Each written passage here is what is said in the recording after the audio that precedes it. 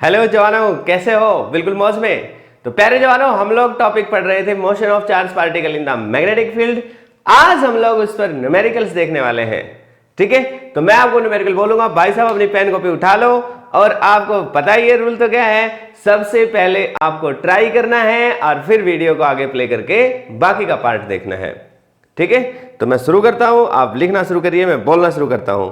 तो प्यारे जवानों लिखिए, ए बीम ऑफ आयंस। बहुत इंटरेस्टिंग क्वेश्चन है भाई साहब, बड़े सिंपल सिंपल हैं, बस लिखते जाइए आप लोग। A beam of ions with velocity 2 into 10 raised to power 5 meter per second enters normally into a uniform magnetic field, enters normally into a uniform magnetic field of 4 into 10 raised to power minus 2 Tesla.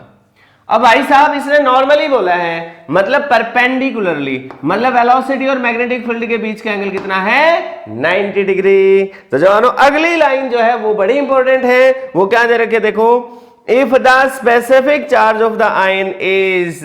अब भाई साहब ये जो term है इसको बताने के लिए मैंने न्यूमेरिकल दिया है, एक टर्म यूज हो जाती है दैट इज स्पेसिफिक चार्ज। साहब स्पेसिफिक चार्ज क्या होता है? Charge divided by mass. ठीक है, चार्ज पर यूनिट मास, इस रेशियो का नाम है साहब स्पेसिफिक चार्ज। और ये वैल्यू दे रखी है अपने को 5 into 10 raised to power 7 coulomb पर केजी। अब लोग बताना है the radius of the circular path will be, मतलब जो सर्कुलर पाथ होगा उसकी रेडियस क्या होने वाली है। तो मेरे प्यारे जवानों बेहद आसान चीज है, आप पहले ट्राई करेंगे और फिर वीडियो को आगे प्ले करेंगे। तो जवानों आपको जैसा कि मालूम है कि भाई साहब यदि मैग्नेटिक फील्ड अंदर की तरफ ले लें हम और चार्ज पार्टिकल की वेलोसिटी इसके 90 डिग्री पर दे रखी है, इसका मतलब साहब वेलोसिटी मान लो इस डायरेक्शन में ले लें, तो अब होगा क्या है, चार्ज पार्टिकल मैग्नेटिक फील्ड के कारण मैग्नेटिक फोर्स एक्सपीरियंस करेगा और इसके कारण ये चार्ज पार्टिकल जो है साहब ये सर्कुलर मोशन करने वाला है। लेटस से इसने जो सर्कुलर मोशन किया वो इस तरीके से किया। अब यहां पर ये इसकी जो रेडियस बनी है, तो मैं आपको पहले भी बता चुका हूं, वैसे तो आपको रेडियस का रिलेशन याद होना चाहिए, लेकिन याद भी नहीं तो कोई बात नहीं, इसके पीछे का लॉजिक हमें पता होना चाहिए कि भाई साहब ये जो चार्ज पार्टिकल सर्कल में घूमेगा तो इसके ऊपर जो फोर्स लगेगा वो कितना लगेगा साहब, क्यू वी बी साइन 90, और यही फोर्स सेंट्रीपिटल फोर्स का काम करेगा, मतलब M V square upon R का काम करेगा। ये v से v कट जाएगा और मेरे प्यारे जवानों यहां पर बनने वाला है q इंटू बी साइन 91 होता है, it will be equal to m into V divided by R. और यहां से एक बड़ा ही प्यारा सा रिजल्ट आएगा प्यारे जवानों, M V divided by Q into B. अब भाई साहब यदि हम यहां पर गौर से देखें तो अपने को मास बाई चार्ज की वैल्यू दे रखी है, ऑब्वियस सी बात है, चार्ज बाई मास दे रखा है तो मास बाई चार्ज तो निकाल ही सकते हैं, इसको पलटी मार देंगे। तो मेरे प्यारे जवानों यहां पर यदि हम ध्यान दें तो चार्ज बाई मास दे रखा था, मास बाई चार्ज पुट करना है, इसका मतलब इसको पलटी मार दो, that is 5 into 10 raised to power 7। Velocity of the charge particle is given, it is 2 into 10 raised to power 5 divided by the magnetic field, and this is 4 into 10 raised to power minus 2। तो मेरे प्यारे जवानों यहां से यदि हम इसको solve करेंगे तो आसानी से हम लोग इसको निकाल पाएंगे। ये 2 बच गया है, ये 10 की पावर 5 है, ये कट जाएगा, 7 हो जाएगा, ये भी 1/10 मीटर हमारे पास रेडियस आ चुकी है। तो प्यारे जवानों बेहद आसान चीज थी, बस आपको एक चीज ये याद रखनी है कि भाई साहब स्पेसिफिक चार्ज क्या होता है। स्पेसिफिक चार्ज होता है एक रेशियो का नाम है और वो रेशियो क्या है, charge divided by mass. Clear हुआ? तो चलिए एक बार मैं इसको साफ करता हूं और मैं फिर अगला क्वेश्चन देता हूं। हाँ तो जवानों अगला क्वेश्चन ये रहा आपके लिए, जल्दी से नोट कर लीजिए, बहुत अच्छा सा क्वेश्चन है। ए 2 मिलियन इलेक्ट्रॉन वोल्ट ऐसे दे रखा है, कैपिटल एम, ठीक है याद रखना, million electron volt, proton is moving perpendicular, proton is moving perpendicular to, perpendicular भी दे रखा है भाई साहब, इंटरेस्टिंग बात दे रखी है, uniform magnetic field of 2.5 Tesla. Magnetic field की जो वैल्यू दे रखी है साहब, ये दे रखी है 2.5 टेस्ला। अपने को बताना है फोर्स ऑन द प्रोटॉन कितना लगेगा। तो मेरे प्यारे जवानों, फोर्स ऑन द प्रोटॉन निकालना है अपने को।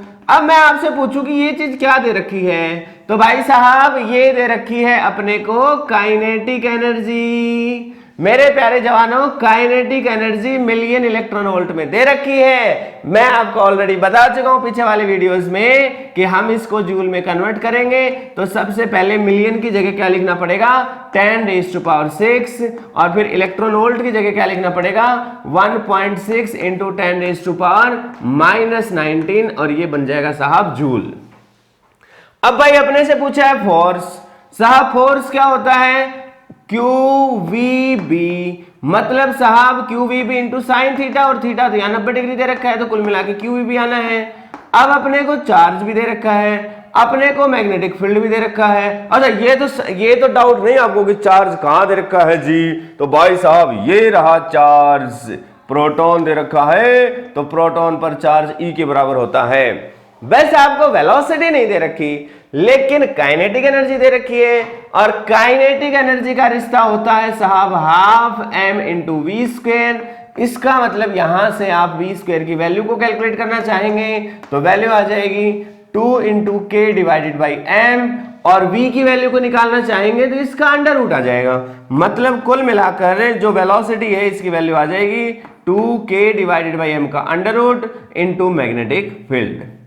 पहले जवानों वैल्यूज पुट कर दीजिए, आंसर आ जाएगा। बस यहां पर ये बात समझने की थी। अब इस बात को समझा चुका हूं मैं पहले भी, मैं एक बार फिर बता देता हूं कि यदि किसी चार्ज पार्टिकल को जिसका मैग्नीट्यूड q है, यदि हम उसको डेल्टा v के पोटेंशियल डिफरेंस से एक्सेलरेट करवाएंगे तो उसके अंदर जो काइनेटिक एनर्जी का बदलाव आएगा वो कितना आएगा, चार्ज गुणा में पोटेंशियल डिफरेंस। और मेरे प्यारे जवानों, चार्ज इनटू पोटेंशियल डिफरेंस जो आएगा वो चेंज इन काइनेटिक एनर्जी है। और भाई साहब यहां पर हम बेहद आसानी से एक बात समझ सकते थे कि भाई साहब यदि चार्ज 1 कूलम होता, याद रखो मैंने पहले भी समझाया था, यदि ये 1 वोल्ट होता तो आंसर आता जूल में, लेकिन इसने यूनिट दे रखी है इलेक्ट्रॉन वोल्ट। तो इसका मतलब एक प्रकार से 1 इलेक्ट्रॉन वोल्ट को भी मैंने डिफाइन किया था कि जब एक इलेक्ट्रॉन के बराबर चार्ज हो, 1.6 × 10⁻⁻19 कूलम चार्ज हो, और 1 वोल्ट से एक्सेलरेट करे तो जो एनर्जी होती है उसको हम 1 इलेक्ट्रॉन वोल्ट बोलते हैं। तो इतना कूलम और इंटू वोल्टेज मतलब इतना जूल, मतलब एक इलेक्ट्रॉन वोल्ट की जो वैल्यू इतना जूल होती है। तो बेसिकली यहां पर जो पहले हमने मेगा या मिलियन इलेक्ट्रॉन वोल्ट था इसको बदला, फिर हमने इलेक्ट्रॉन वोल्ट की वैल्यू को बदला, कुल मिलाकर आंसर जूल में आ गया।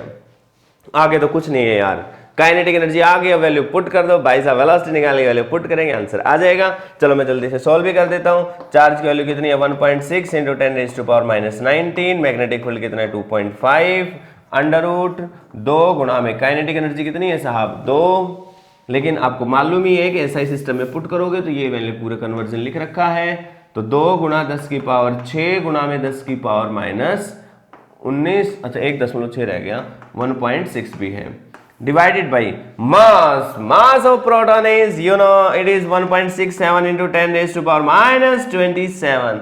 लेकिन ऑब्वियस सी बात है 6, 7 या 6 में काम चल जाएगा क्योंकि यहाँ 1.6 था इस वजह से, ठीक है। तो भाई साहब ये 2 और ये भी 2, तो 2 बाहर आ जाएगा।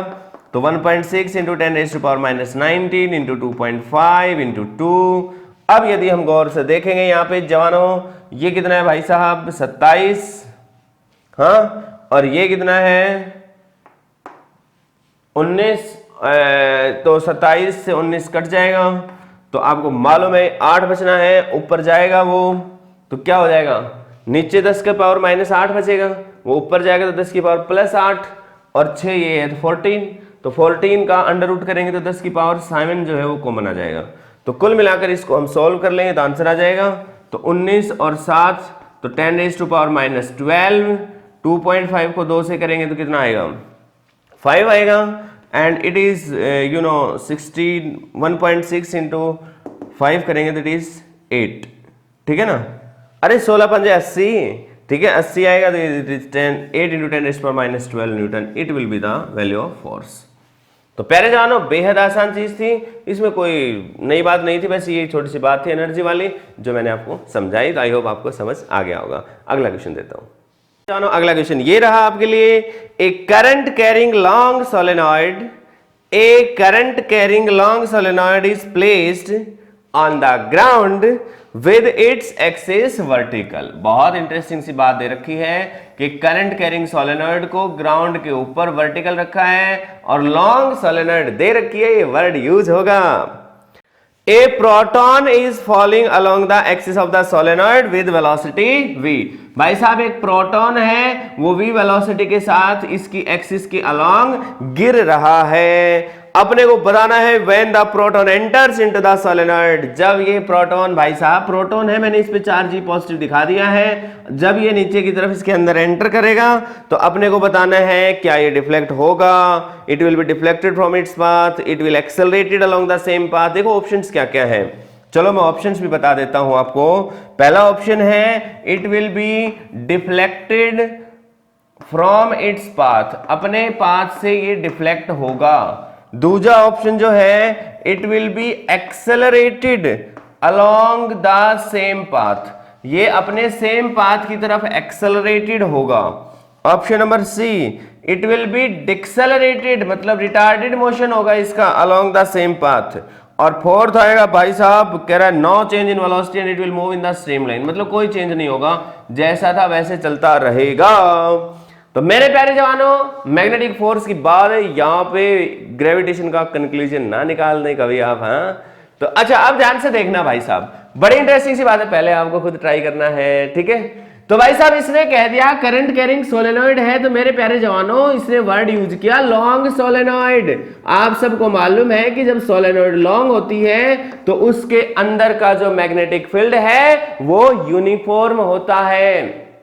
और वो कहां से कहां होगा, या तो ऑब्वियस सी बात है भाई ऊपर से नीचे मिलेगा या नीचे से ऊपर मिलेगा। चलो मैं इस बात को भी बता देता हूं कि ऊपर से नीचे है कि नीचे से ऊपर है। इसके लिए हमारे पास जो रूल होता है सोलेनॉइड में पोलैरिटी चेक करने के लिए, प्यारे जवानों ध्यान से देखना, बहुत प्यारी सी बात मैं आपको बताने वाला हूं। यहां पर मैं आपको बता रहा हूं amperes right hand rule. Amperes right hand rule क्या है साहब, ये वो रूल है जो किसी भी सोलेनॉइड में नॉर्थ साउथ मतलब उसकी पोलैरिटी को चेक करने के काम आता है। लेट अस से गाइस हमारे पास एक सोलेनॉइड है, उसमें करंट इस तरीके से जा रहा है, ये वाला जो व्हाइट वाला हिस्सा है जो मैं मार्क कर रहा हूं ये पीछे की तरफ है, फिर ये आगे की तरफ है, फिर पीछे की तरफ है, फिर ये आगे की तरफ है, फिर ये पीछे की तरफ है, फिर आगे की तरफ है। तो कुल मिलाकर क्या हो रहा है, करंट इस तरीके से जा रहा है। अब भाई साहब करंट क्योंकि इस तरीके से जा रहा है तो एम्पियर्स राइट हैंड रूल क्या कहता है कि आप अपने राइट हैंड की फिंगर्स को करंट की डायरेक्शन में घुमाएं तो जो थंब आएगा वो नॉर्थ पोल की तरफ पॉइंट करेगा। तो इसका मतलब प्यारे जवानों ये नॉर्थ पोल होगा और ये क्या होगा, साउथ पोल होगा। मतलब करंट इस तरीके से जा रहा है, मतलब सोलेनॉइड को मैं अपने सामने रख लूं तो करंट ऐसे जाएगा, मतलब इसका जो एक लूप बनेगा करंट का तो वो एंटी क्लॉकवाइज आएगा। प्यारे जवानों किसी एक कॉइल के केस में मैं आपको पहले ही क्लॉक रूल समझा चुका हूं। क्लॉक रूल क्या कहता था कि यदि हमारे पास कोई रिंग है, कोई कॉइल है जिसमें करंट पास कर रहा है और यदि करंट पास कर रहा है साहब इस डायरेक्शन में, ये कौन सी सेंस है साहब, ये साउथ है, दिखाई दे रहा होगा। ये करंट की सेंस कौन सी है, क्लॉकवाइज। इसका मतलब यदि करंट क्लॉकवाइज है तो पोलैरिटी कौन सी होगी, साउथ। और भाई साहब इस नाम से तो आप अच्छे से फेमिलियर होंगे, C S sir, respected C S sir, है ना। तो मेरे प्यारे जवानों ये क्लॉकवाइज जो है ये क्या होता है साहब, साउथ वाला किनारा बनता है। इसी तरीके से यदि हम यहां पर ऑब्वियस सी बात है यदि इस तरीके से करंट ले लें जो कि एंटी क्लॉकवाइज है तो मैं पहले भी आपको ये चीज बना के दिखा चुका हूं, ये क्या आने वाला है, नॉर्थ पोल। तो मेरे प्यारे जवानों यदि एंटी क्लॉकवाइज है इसका मतलब वो क्या है, नॉर्थ। तो भाई साहब यहां से अपने को दिख रहा था कि इस तरह से एंटी क्लॉकवाइज है तो नॉर्थ पोल है, तो ऑब्वियस सी बात है इधर क्या हो जाएगा, साउथ पोल हो जाएगा। अब हम मान लेते हैं, लेट अस से ऊपर से जब हमने करंट देखा माना कि वो क्लॉकवाइज था, मैंने कहा है माना कि, हमने माना है, ऐसा एक्चुअल में नहीं है, हमने तो सिर्फ माना है। तो माना कि जो करंट था वो साहब क्लॉकवाइज था। अब यदि करंट क्लॉकवाइज है तो माय डियर स्टूडेंट्स, जब करंट क्लॉकवाइज होगा तो ऊपर वाला जो किनारा है वो साउथ हो जाएगा और नीचे वाला किनारा नॉर्थ हो जाएगा। प्यारे जवानों एक चीज याद रखना कि जो मैग्नेटिक फील्ड जो होता है वो, ये जो सोलेनोइड है ये बार मैग्नेट की तरह से ही होती है भाई साहब, ठीक है ना। इसकी सिमिलरिटी को मैथमेटिकली प्रूव भी करेंगे हम बाद में, लेकिन अभी तो हम समझ सकते हैं। तो भाई साहब यहां पर यदि हम मैग्नेटिक फील्ड लाइंस को दिखाना चाहेंगे तो बाहर नॉर्थ से साउथ होगी और अंदर की तरफ जो मैग्नेटिक फील्ड है वो साउथ से नॉर्थ होने वाला है। तो मेरे प्यारे जवानों वही चीज यदि हम यहां देखेंगे तो साउथ से लेके नॉर्थ, क्योंकि हमें तो अब अंदर से मतलब है, तो जो मैग्नेटिक फील्ड होगा क्योंकि वो साउथ से नॉर्थ की तरफ होगा, इसका मतलब यह है कि ऊपर से और नीचे की तरफ मैग्नेटिक फील्ड होगा। और मेरे प्यारे जवानों जब मैग्नेटिक फील्ड ऊपर से नीचे की तरफ होगा तो क्या होने वाला है, जब मैग्नेटिक फील्ड ऊपर से नीचे की तरफ है, साउथ से नॉर्थ की तरफ है, तो क्या होगा प्यारे जवानों, जब आप प्रोटॉन को इसमें ड्रॉप कर रहे हो तो हमारे पास जो वेलोसिटी है और जो मैग्नेटिक फील्ड है दोनों के बीच का एंगल 0 डिग्री हो चुका है। तो उस हालात में इसके ऊपर लगने वाला मैग्नेटिक फोर्स क्या हो जाएगा, 0 हो जाएगा। ज्यादा से ज्यादा क्या हो सकता था कि ऊपर वाला जो करंट जो हमने माना था, हमने इस तरीके से माना था कि क्लॉकवाइज है, हम मान लेते एंटी क्लॉकवाइज है, तो ये साउथ की बजाय क्या बन जाता, नॉर्थ, और ये नॉर्थ की बजाय क्या बन जाता, साउथ। तो मैग्नेटिक फील्ड कहां हो जाता, साउथ से नॉर्थ ऊपर की तरफ। याद रखना मैं इनसाइड द सोलेनोइड बात कर रहा हूं, ये वाली बात ही मैं इनसाइड ही कर रहा हूं। तो भी इस हालात में मैग्नेटिक फोर्स 0 ही आता। क्यों आता, क्योंकि अब की बार थीटा की वैल्यू क्या बन जाती, 180 डिग्री। कहने का मतलब है कि जब प्रोटॉन ऊपर से गिरेगा तो या तो थीटा की वैल्यू 0 डिग्री होनी है या थीटा की वैल्यू होनी है 180 डिग्री, और दोनों ही हालात में मैग्नेटिक फोर्स क्या होगा, 0 होगा। और जब फोर्स ही 0 है तो डिफ्लेक्शन की तो कोई बात ही नहीं है, एक्सेलरेशन या रिटार्डेशन की भी कोई बात नहीं है, कोई चेंज उसकी वेलोसिटी में या उसके पाथ में हमें ऑब्जर्व नहीं होगा। हालांकि माय डियर स्टूडेंट्स याद रखना इसमें उसको देना चाहिए था कि effect of gravity is ignored. यदि हम इफेक्ट ऑफ ग्रेविटी को इग्नोर नहीं करेंगे, या फिर उसको ये कहना चाहिए था कि only we are considering the effect of magnetic field, तो ऑब्वियस सी बात है उस समय तो आंसर ये आ जाएगा जब हम ग्रेविटी के इफेक्ट को इग्नोर कर रहे हैं या सिर्फ मैग्नेटिक फील्ड के इफेक्ट को ही देखना था, उस समय तो कोई चेंज नहीं आएगा। लेकिन इस क्वेश्चन में उसने कुछ भी नहीं कहा था ऐसा, तो और वर्टिकल में दे रखी थी ये, तो भाई ग्रेविटी के कारण तो इलेक्ट्रॉन जो है, इलेक्ट्रॉन हो चाहे प्रोटॉन हो, इस क्वेश्चन में प्रोटॉन दे रखा था अपने को, तो उसका कुछ मास है इसलिए वो नीचे की तरफ एक्सेलरेट होगा। हालांकि वो वैल्यू काफी कम होगी लेकिन उसने दे नहीं रखा था, इसलिए मैं आपको एक एक्स्ट्रा बात यहाँ पे बता रहा हूं।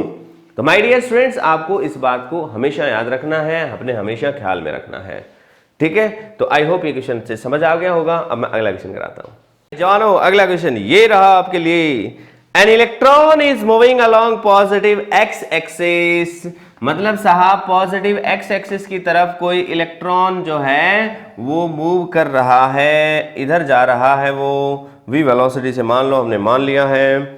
To get it moving on a anti clockwise circular path in X Y plane. प्यारे जवानों हम चाहते हैं कि ये एंटी क्लॉकवाइज मूव करे सर्कुलर पाथ में, मतलब इस तरीके से सर्कुलर पाथ में घूमे एक्स वाई प्लेन में, मतलब ये एक्स एक्सिस है और साहब ये हम लोग क्या ले रहे हैं, वाई एक्सिस ले रहे हैं। तो अपने को ये बताना है एक्स वाई प्लेन में मूव करवा रहे हैं, ध्यान रहे अपने को ये बताना है कि मैग्नेटिक फील्ड की डायरेक्शन क्या होगी। ऑप्शन दे रखे हैं प्लस वाई में होगी या प्लस जेड में होगी या फिर माइनस वाई में होगी या फिर माइनस जेड में होगी, 4 ऑप्शन दे रखे हैं अपने को। तो अपने को ये बताना है कि साहब किधर आएगा मैग्नेटिक फील्ड। पहले जानो जरा खुद ही सोचो, इलेक्ट्रॉन एक नेगेटिव चार्ज पार्टिकल है भाई, एक चीज का तो ध्यान रखना आप हमेशा कि जब नेगेटिव चार्ज पार्टिकल आए तो थोड़ा सा एक्स्ट्रा केयर करनी है। ठीक है, वेरीफाई भी कर लेना अपने आंसर को, मैं करना सिखाऊंगा अभी अभी इसी केस में ही, है ना। थोड़ी देर के लिए ये मान लो, थोड़ी देर के लिए, कि यहां कोई पॉजिटिव पार्टिकल है। यदि कोई पॉजिटिव पार्टिकल इस डायरेक्शन में जा रहा है और मेरे प्यारे जवानों ये सर्कल इस तरीके से घूम रहा है सर्कल में, तो सीधी सी बात है सर्कल के जो सेंटर है उसकी तरफ क्या आना है, फोर्स आना है, मैग्नेटिक फोर्स आना है। इसका मतलब मैग्नेटिक फोर्स आना चाहिए वाई एक्सिस के ऊपर। तो my dear students, right hand palm rule का हम यूज करेंगे, और जब हम लोग राइट हैंड पाम रूल का यूज करेंगे तो ऑब्वियस सी बात है हमारी हथेली कहां आनी चाहिए थी, ऊपर की तरफ आनी चाहिए। हमारा अंगूठा किधर आना चाहिए, इस डायरेक्शन में आना चाहिए। क्यों भाई साहब, क्योंकि उसने दे रखा है इस डायरेक्शन में वेलोसिटी है, तो राइट हैंड का अंगूठा वेलोसिटी के डायरेक्शन में, और भाई साहब हथेली ऊपर की तरफ। ऐसा तब संभव है जब हमारी मैग्नेट जो फिंगर्स हैं वो अंदर की तरफ जाएं। इसका मतलब उस समय मैग्नेटिक फील्ड कहां होता साहब, इनसाइड होता। मतलब यदि मैग्नेटिक फील्ड इनसाइड होता और ये चार्ज पार्टिकल पॉजिटिव होता तो ये इसी तरीके से एंटी क्लॉकवाइज सर्कल में घूम लेता एक्स वाई प्लेन में। क्लियर है। लेकिन साहब ये पार्टिकल कैसा है, नेगेटिव, मतलब पॉजिटिव से क्या बन गया, नेगेटिव। तो पार्टिकल की हालात बदल चुकी है, तो साहब मैग्नेटिक फील्ड की हालात भी बदल दो। मतलब ये बाहर की, ये अंदर की बजाय मैग्नेटिक फील्ड कहां आता, बाहर की तरफ आता। इसका मतलब मेरे प्यारे जवानों, मैं फिर कह रहा हूं, मैग्नेटिक फील्ड अब की बार कहां हो जाता, आउटसाइड हो जाता। पिछले केस में क्रॉस लगाया था मैंने, मतलब अंदर की तरफ था, याद भी होगा आपको। अब मैं इस बात को वेरीफाई भी कर देता हूं कि भाई अपना आंसर क्या आया है, आउटसाइड मैग्नेटिक फील्ड होना चाहिए। मतलब ये मैग्नेटिक फील्ड आउटसाइड है। मान लो ये इलेक्ट्रॉन नामक प्राणी यहां पे इधर जा रहा है, प्राणी। अब भाई साहब खुद ही सोचो कि हमें अपने राइट हैंड के अंगूठे को वेलोसिटी की डायरेक्शन में करेंगे और साहब मैग्नेटिक फील्ड की डायरेक्शन में हम अपने फिंगर्स को करेंगे, तो हमें अपने हाथ को इस तरीके से करना पड़ेगा। मतलब जो फोर्स है वो पॉजिटिव चीजों पर नीचे की तरफ लगेगा, लेकिन हमें दे रखी है नेगेटिव। इसका मतलब इसके ऊपर कहां लगेगा, ऊपर की तरफ फोर्स लगेगा मेरे प्यारे जवानों, और ऊपर की तरफ ही लगना चाहिए था। इसका मतलब जो हमने अभी निकाला आंसर वो सही है, वो वेरीफाइड है। इसका मतलब मैग्नेटिक फील्ड कहां पे आ गया है, आउटसाइड आ गया है। प्यारे जवानों ध्यान रखना, आउटसाइड का मतलब होता है प्लस जेड एक्सिस। इसका मतलब ये हमारे पास आंसर आ जाएगा plus Z axis. Dear students, ये आंसर तो यहीं पर ही आ गया था, लेकिन मैंने तो यहां आपको वेरीफाई करके बताया है। आंसर निकालने के लिए मैंने क्या किया था, यदि चार्ज पार्टिकल नेगेटिव है तो मैंने ये कहा था कि आप जो भी आंसर ले लो, आप इसको पॉजिटिव मान के सोल्व कर लो, पॉजिटिव मान के सोल्व कर लोगे और जो आंसर आएगा उसको पलटी मार देना। पॉजिटिव मान के हमने सोल्व किया था, मैग्नेटिक फील्ड अंदर आया था, ये चार्ज पार्टिकल नेगेटिव है, आपने माना था पॉजिटिव, तो जो आंसर आया है उससे उल्टा आंसर आएगा, क्योंकि नेगेटिव है तो आंसर भी बदलेगा। क्लियर है। और उसको फिर हमने यहां पर वेरीफाई भी कर लिया है। तो प्यारे जानो, आई होप समझ आ गया होगा। बेहद आसान सा क्वेश्चन था, लेकिन इंटरेस्टिंग और इंपॉर्टेंट क्वेश्चन था। तो अब मैं अगला क्वेश्चन कराता हूं। हाँ तो जानो, अगला क्वेश्चन और रहा आपके लिए, देखिए जरा।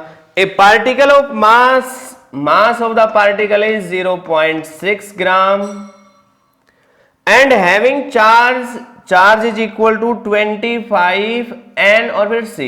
मतलब साहब नैनो कूलम, और नैनो का मतलब तो आपको पता ही होगा 10 की पावर -9, ठीक है। Moving horizontally with A velocity of 1.2 into 10⁴ meter per second in magnetic field, in a uniform magnetic field, then the value of magnetic induction is।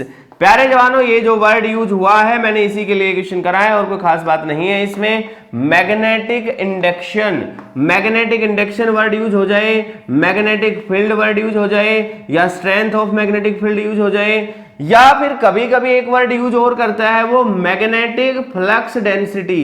प्यारे जवानों याद रखना, मैग्नेटिक फ्लक्स अलग चीज है और मैग्नेटिक फ्लक्स डेंसिटी अलग चीज है। ये सारे जो नाम यूज होते हैं ये मैग्नेटिक फील्ड के लिए यूज हो रहे हैं, ठीक है ना, उसी के नाम है। कहने का मतलब है कि अपने को मास दे रखा है, चार्ज दे रखा है, और अपने से ये कहा है कि यूनिफॉर्म मैग्नेटिक फील्ड में है वो, और मूव कर रहा है किसमें, यूनिफॉर्म वेलोसिटी से। मतलब भाई इसकी वेलोसिटी नहीं बदल रही है और हॉरिजेंटली मूव कर रहा है। अब यहां पर थोड़ी सी बात देखने की है भाई साहब, यदि हम हॉरिजेंटली मूव करवाएं किसी एक चीज को तो सीधी सी बात है कि ये जो पार्टिकल था इसके ऊपर आगे की तरफ ये भी वेलोसिटी से जा रहा है, तो नीचे की तरफ जितना फोर्स mg लगेगा उतना ही ऊपर की तरफ मैग्नेटिक फोर्स लगना चाहिए, तब ये बैलेंस हो पाएगा।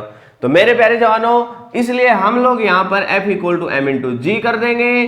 F की वैल्यू क्या लिखेंगे हम, QVB sin 90 and it comes out to be equal to mg। प्यारे जवानों, यहां से b की वैल्यू को हम आसानी से निकाल पाएंगे। It will be m into G divided by q into B. What is m? It is 0.6 into gram में था तो 10 की पावर -3, और g की वैल्यू चलो 10 ले लो थोड़ी देर के लिए जल्दी से। चार्ज की वैल्यू कितनी है भाई साहब, 25 इंटू 10 की पावर -9, और ये क्या आ गया भाई साहब, v आएगा ना यहाँ पे, ठीक है। अरे यार ये नीचे ले गए बस, और कुछ नहीं है। और वेलोसिटी कितनी दे रखी है, 1.2 इंटू 10 रेज़ टू पावर 4। तो प्यारे जवानों, ये 0.6 है, 1.2 है तो ये 2 आ जाएगा, ये 25 है और ये 2 है तो 50 हो जाएगा। तो 1/50, ये 10 की पावर -3 है, ये 10 की पावर -9 है तो कट के -6 आ जाएगा। ये प्लस का 4 है तो ये माइनस का 2 बच जाएगा, ये ऊपर चला जाएगा तो 10 की पावर 3 बच जाएगा। क्लियर है? तो मेरे प्यारे जवानों, 10 की पावर 3 आ चुका है, अब तो कुछ नहीं बचा यार। 10 की पावर 3 का मतलब क्या है, ये तो है, तो 50 दूनी 100, मतलब बी की वैल्यू आ जाएगी 20 टेस्ला आंसर आ जाएगा। क्लियर है? बहुत ही सिंपल सा था। मैंने ये क्वेश्चन सिर्फ इसके लिए कराया कि मैग्नेटिक इंडक्शन हो, मैग्नेटिक फ्लक्स डेंसिटी हो, मैग्नेटिक फील्ड हो, ये एक ही चीज के नाम है, घबराने की आवश्यकता नहीं है। मैग्नेटिक फ्लक्स अलग है, लेकिन ध्यान रखना मैग्नेटिक फ्लक्स डेंसिटी अलग है, ठीक है। तो magnetic flux density magnetic field है, लेकिन मैग्नेटिक फ्लक्स क्या है हम जानेंगे नहीं यार, आगे पढ़ेंगे, ठीक है। तो ये इसमें इतना ही था। तो जानो अगला क्वेश्चन एक और है, छोटा सा ही है, बहुत इंटरेस्टिंग है। Eight A specific instant emission of radioactive compound is deflected in a magnetic field। मतलब डिफ्लेक्शन हुआ है, मतलब किसी इंस्टेंट पर कोई रेडियोएक्टिव कंपाउंड से निकलने वाले जो पार्टिकल्स होंगे वो मैग्नेटिक फील्ड में डिफ्लेक्ट हुए हैं। कंपाउंड कैन इमिट, कह रहा है कि कंपाउंड क्या क्या इमिट कर सकता है, इलेक्ट्रॉन, दूसरा दे रखा है साहब प्रोटॉन, तीसरा दे रखा है साहब हीलियम 2 पॉजिटिव मतलब अल्फा पार्टिकल, और फोर्थ दे रखा है न्यूट्रॉन। इनमें से बताना है कौन कौन से इमिट हो सकते हैं, कौन से इमिट नहीं हो सकते। तो सबसे पहले मैं एक छोटी सी बात बता दूं, रेडियोएक्टिव सब्सटेंस बेटे ऐसे सब्सटेंस होते हैं जो कुदरत में अपने आप ही कुछ पार्टिकल्स को, कुछ रेडिएशंस को इमिट करते रहते हैं। ये हमें अपने आप ही मिले हैं कुदरत में। इनके पीछे का कारण होता है इनका अनस्टेबल न्यूक्लियस, लेकिन ये हम हमारे मॉडर्न फिजिक्स में एक टॉपिक है न्यूक्लियाई, उसमें हम लोग इनको डिटेल में पढ़ते हैं।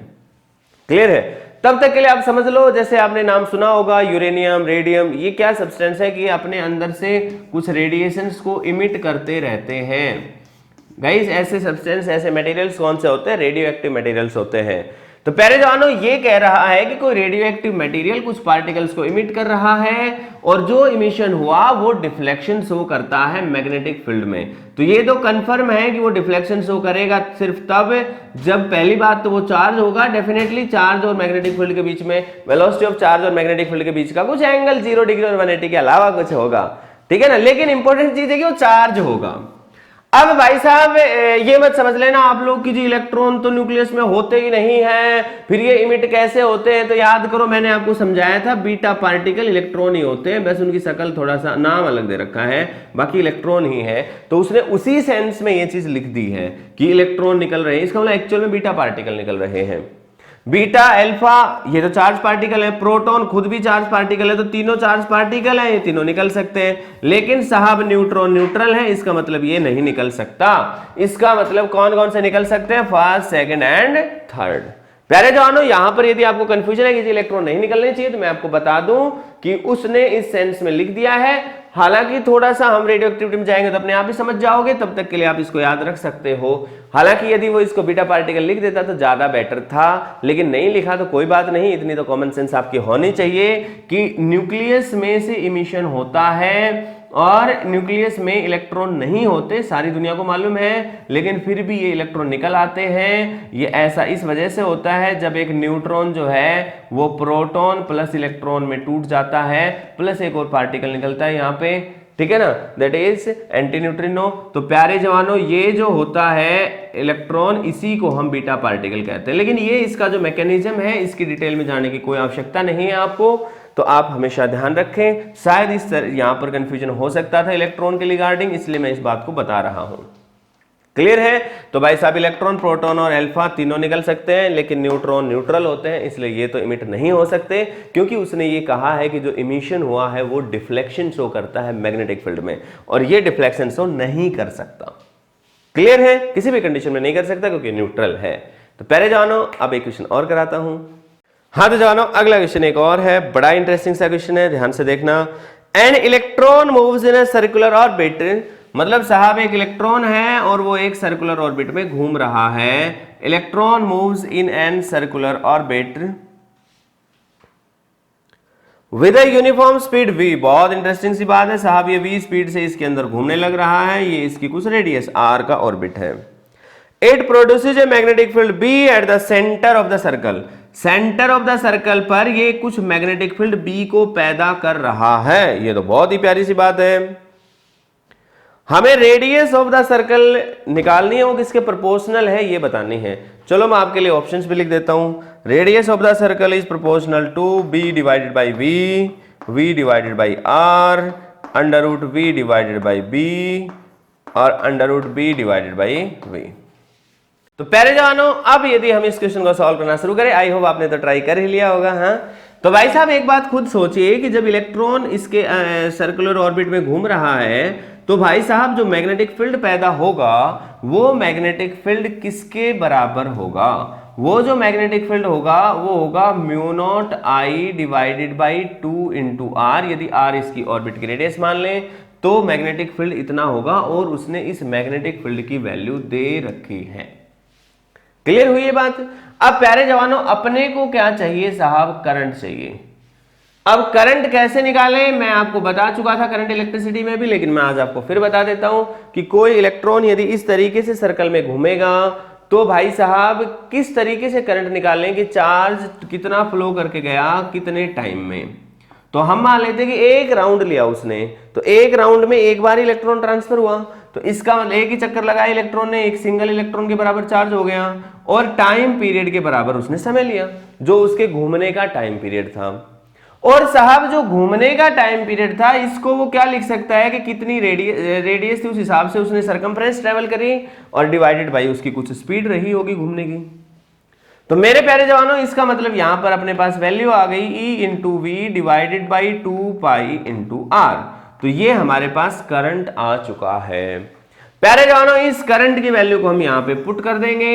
जैसे हम इसको यहां पे पुट करेंगे तो जो मैग्नेटिक फील्ड हमारे पास आएगा वो आ जाएगा म्यू नॉट इंटू आई की जगह क्या दे रखा है E into V divided by 2 pi into R, और जवानों 2 इंटू आर और भी था हमारे पास।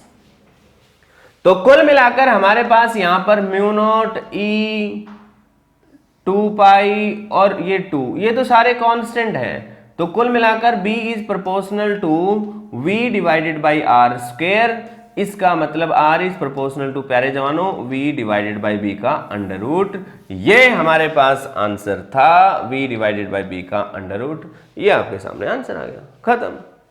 हो सकता है कि आप लोग यहां पर इसमें कंफ्यूज हो गए हो कि जी हम रेडियस लगाएंगे तो हम लिखेंगे mv divided by q into B, तो साहब ऐसा नहीं होना चाहिए क्या? तो भाई याद रखें, इस रेडियस के रिलेशन में ये जो b होता है ये मैग्नेटिक फील्ड होता है। कौन सा? किसी एक्सटर्नल मैग्नेटिक फील्ड में कोई चार्ज पार्टिकल v वेलोसिटी से मूव कर रहा है, और यहां पर जो मैग्नेटिक फील्ड गिवन था ये वो मैग्नेटिक फील्ड गिवन नहीं था जो बाहर का था, ये खुद के कारण जो कितना पैदा, वो भी सेंटर पे कितना हुआ है उसकी टर्म्स में आंसर दे रखा था। ठीक है। तो क्योंकि उसके टर्म्स में आंसर दे रखा था तो अपने को इस वजह से magnetic field at the centre का रिलेशन लगाना जरूरी था, क्योंकि एक्चुअल में ये बी एक्सटर्नल मैग्नेटिक फील्ड नहीं है, बल्कि ये वो मैग्नेटिक फील्ड है जो हमें ये दे रखा है कि साहब सेंटर पे कितना मैग्नेटिक फील्ड प्रेजेंट है। और इसने जो आंसर में ऑप्शंस दे रखे थे, इनमें ये जो मैग्नेटिक फील्ड बी दे रखा है, ये magnetic field present at the centre है, ना कि एक्सटर्नल। मैं बार बार इस बात को बोल रहा हूं, इसलिए हमें इसको इस फॉर्मेट में बदलना पड़ेगा। क्लियर है? तो आपको थोड़ा सा अलर्ट रहना है, सावधान रहना है, जागरूक रहना है, जागृत रहना है। तो मेरे प्यारे जवानों, आई होप आपको ये सब बातें अच्छे से समझ आई होंगी। तो भरपूर क्वेश्चंस करिए, मैंने लगभग हर टाइप के क्वेश्चंस को कवर करने की कोशिश करी। आप हंसते मुस्कुराते और बाकी जो क्वेश्चंस हैं आपके पास जो भी हैं उन सबको ट्राई करिए। डाउट्स आते हैं तो पूछिए, मैं आपकी हेल्प करूंगा। तो जवानों, मन लगाकर फिजिक्स पढ़ो। Good bye, take care.